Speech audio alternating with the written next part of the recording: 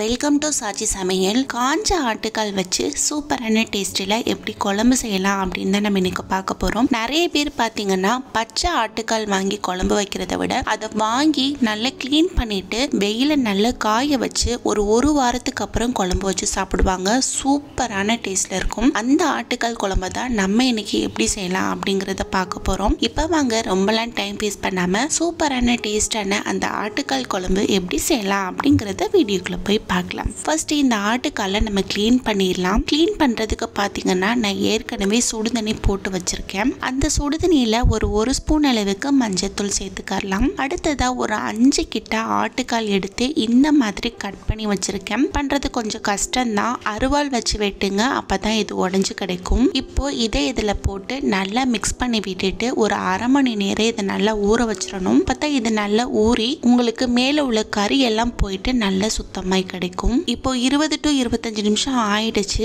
Open பண்ணி பார்க்கலாம். பாருங்க, நான் சொன்ன மாதிரி அதில் உள்ள அழுக்கெல்லாம் நல்லா ஊறி வந்துருச்சு. அந்த ஆட்டுக்காலை எடுத்து இந்த மாதிரி கையை வச்சு நல்லா தேய்ச்சிங்கன்னா ஓரளவுக்கு நல்ல சுத்தமாய் கிடைச்சிரும். பாருங்க, சூப்பரா இதில் உள்ள அழுக்கெல்லாம் போயிடுச்சு. இந்த மாதிரி கிளீன் பண்ணி எடுத்து ஓரமா வச்சுக்கலாம். அடுத்ததா குக்கர்ல தான் நம்ம இன்னைக்கு இதை செய்ய போறோம். அதனால குக்கர் எடுத்து வச்சு ஒரு 3 ஸ்பூன் அளவுக்கு எண்ணெய் சேர்த்துக்கோங்க.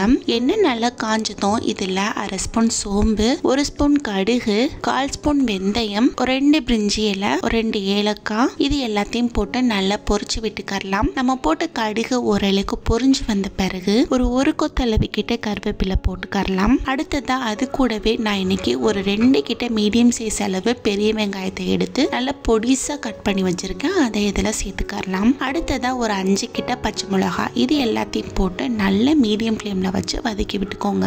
வெங்காயம் அதோட பச்சை வாசனை எல்லாம் போயிட்டு நல்ல ஒரு கண்ணாடி பதத்துக்கு வரணும். அது வரைக்கும் நல்லா வதக்கி விட்டுக்கலாம். பாருங்க, வெங்காயம் ஓரளவுக்கு நல்ல சலசலன்னு வதங்கி நல்ல ஒரு கண்ணாடி பதத்துக்கு வந்துருச்சு.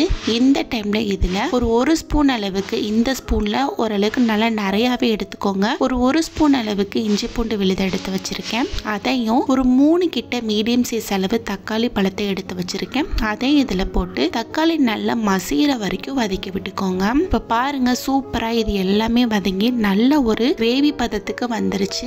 இந்த டைம்ல இதுக்கு தேவையான மசாலா சேர்த்துக்கலாம். ஒரு அரை ஸ்பூன் அளவுக்கு மட்டும் மஞ்சள் தூள், ஒரு 2 ஸ்பூன் மிளகாய் தூள், 1 ஸ்பூன் மிளகு தூள், ஒரு 1/2 ஸ்பூன் அளவுக்கு குழம்பு மல்லித்தூள், அடுத்ததா சின்ன ஸ்பூன்ல ஒரு ஸ்பூன் அளவுக்கு கரம் மசாலா. இதுதான் இதுக்கு தேவையான மசாலா. இந்த மசாலா எல்லாத்தையும் அந்த கிரேவி கூட போட்டு நல்லா மிக்ஸ் பண்ணி விட்டுக்கலாம். ஓரளவுக்கு மசாலா நல்லா செட் ஆன பிறகு ஒரு 1/4 கிளாஸ் அளவுக்கு மட்டும் தண்ணி ஊற்றி இதையும் சேர்த்து நல்லா மிக்ஸ் பண்ணி விட்டுட்டு அதுல இருந்து ஓரளவுக்கு நல்லா எண்ணெய் பிரிஞ்சு வந்த பிறகு நம்ம நல்லா கிளீன் பண்ணி வச்சிருக்கோம் பார்த்தீங்களா ஆட்டுக்கால், அதை எடுத்து இதுல போட்டு அந்த கிரேவி கூட சேர்த்து நல்லா மிக்ஸ் பண்ணி விட்டுக்கலாம். பாருங்க, இதெல்லாம் சேர்ந்து ஓரளவுக்கு நல்லா மிக்ஸ் ஆகி வந்துருச்சு. இந்த மசாலாவோட பச்சை வாசனை போயிட்டு ஆடுமே ஓரளவுக்கு நல்லா வதங்கி வரட்டும். அதனால ஒரு 5 நிமிஷத்துக்கிட்ட மட்டும் நல்லா சிம்ல வச்சு மூடி வச்சிடலாம். இந்த மாதிரி மூடி வைக்கும் போது ஆட்டுக்காலோட பச்சை வாசனை எல்லாம் போயிட்டு நமக்கு குழம்பு சூப்பரான டேஸ்ட்ல இருக்கும். இப்போ ஒரு 5 நிமிஷத்துக்கிட்டே ஆயிடுச்சு.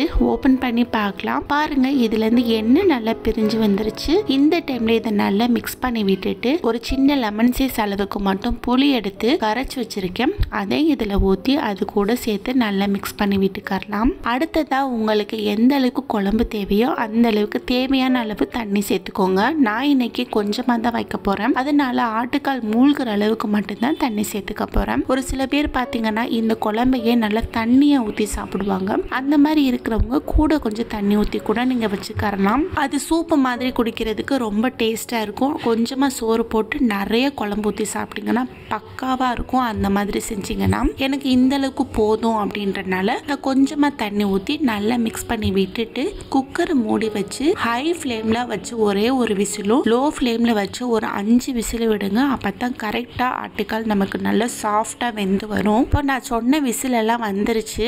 விசிலும் போயிடுச்சு.